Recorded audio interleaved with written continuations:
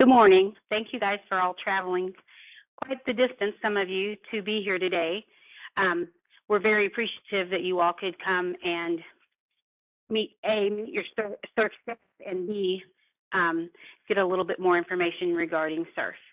Before I start my presentation, I do want to, since we just introduced ourselves, I do want to also add, and it will be in my presentation also, that the benefits department, you met Melissa coming in, she's the refund specialist.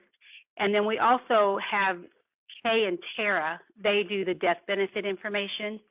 So just so you may be able to put a face with a name whenever you call in. Okay. Nope.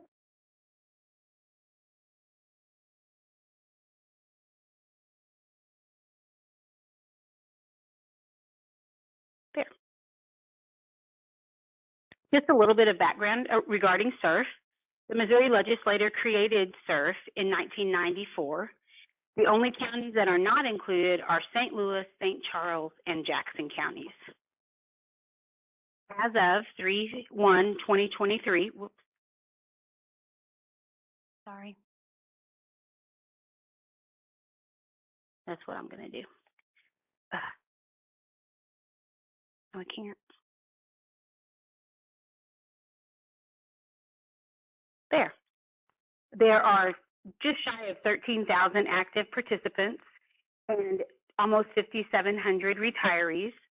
There are 864 beneficiary recipients, and the average monthly benefit is $599.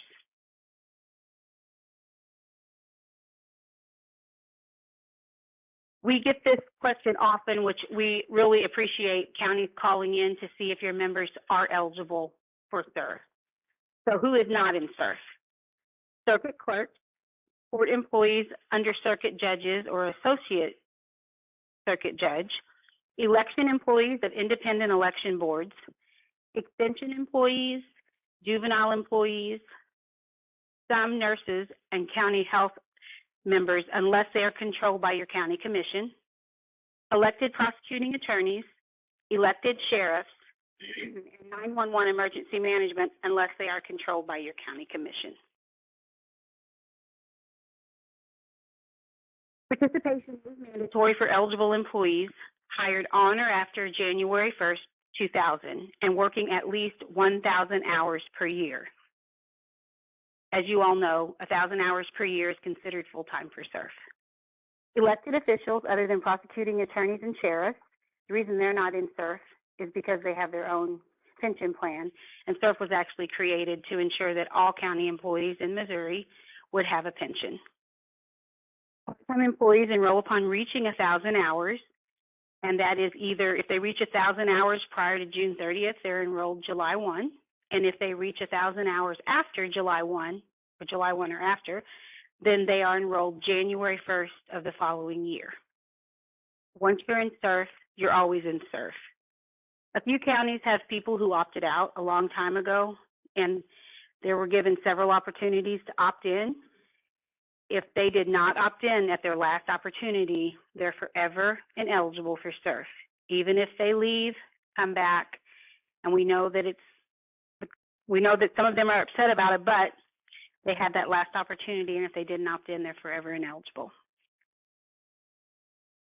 Employee contributions. So loggers employees hired before February 25th of 2002 pay zero contribution. Loggers employees hired on or after February 25th of 2002 pay 4%. Non-loggers employees hired before February 25th of 2002 pay 2%, and non-loggers employees hired on or after February 25th, 2002 pay 6%. If you're in a loggers county and someone goes from full-time to part-time and they say it's mandatory they stay in CERF, they will pay the non-loggers contribution amount.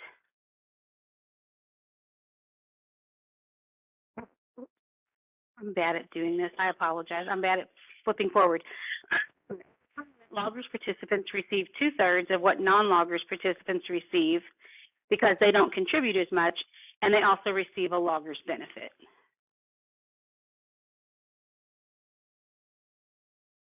Becoming vested means you have a permanent right to your pension benefit.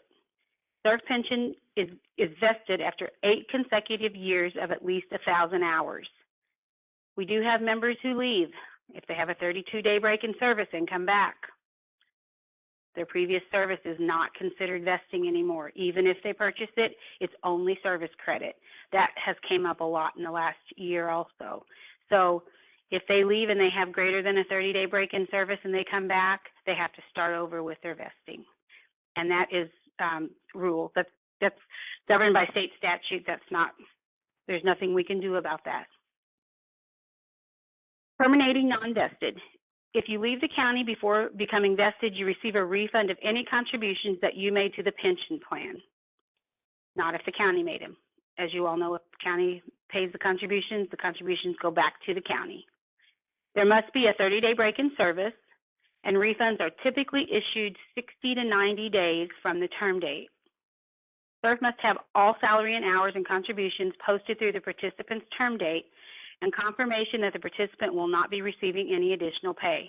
If you are vested, state law does not provide for a lump sum payout. Terminating vested. Full pension benefits are paid at age 62. You can begin receiving your pension as early as 55 at a reduced amount. If someone calls in for a benefit estimate, they will receive, if they tell us they want to commence at age 58, their estimate will show 58, 59, 60, 61, and 62, just so they can see the difference in each year. People go on the member self-service portal, they can run an estimate for 1 year at a time. CERF offers the following survivor benefits while still being employed with the county. A $10,000 death benefit. If married and vested, your spouse is entitled to a 50% survivor benefit. If you're not married and vested, your beneficiary receives a refund of all contributions made, even if they're county paid if you're vested. The county must have a medical leave policy for the member to receive the death benefit. If the member works part-time, they must work in the month in which they pass away. We've made several attempts to contact counties who do not have a medical leave policy. Even if you state in your handbook that you follow FMLA, as long as you have something in your handbook, we will recognize it. If you do not, they will not get the death benefit if there's no medical leave policy at all. And we recognize up to 12 months of medical leave.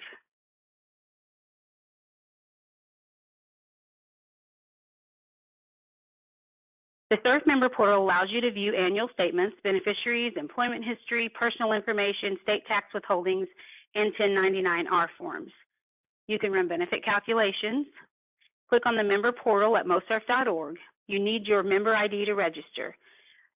A letter was sent in 2016. No one's going to have that letter anymore, and we understand that. If people want to register for the portal, they can just call CERF right now, and they can.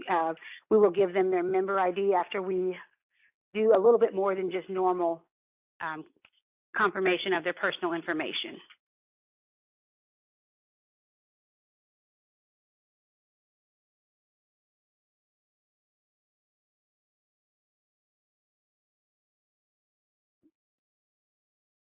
So just a few other items before Nancy jumps into the benefit procedures. We do have a CERF website that has quite a bit of information on it. There's a tab for current employees, for retirees, for employers. There's a lot of financial information out there if your auditors are on site and something. And then we also have past trainings that this one included will be uploaded once we finish today. You can also find the Clerk handbook out there. We normally update the Clerk handbook about once a year, so I would check back annually to see if there's been any changes to it. We perform county visits each fall. We actually hire our CERF auditors to go out to about 20 counties a year and do about a half-day visit. Most of the time, this is just on a 5 to 6 year cycle. So if you have not had Williams Keepers out recently, you're probably going to be due here in the next year or two. They spend about 30 to 45 minutes at each of the county offices that either deal with CERF fees or, the clerk's office involved with enrollment and that type of thing. We normally let counties know in September of each year if you will be selected for an audit that fall. We do pre-retirement seminars with Empower 2 or 3 times a year. After the pandemic, we've switched those to being mostly online. That webinar option seemed to work well for people, and we've had more attendance that way. So Nancy normally does those in conjunction with Robert. Those will be on our CERF website or sent out in our monthly clerk bulletin for you to let any upcoming retirees know about. We also do employee orientation webinars a couple of times a year. Again, there's a version of that saved on our website, or probably, 3 times a year, Nancy?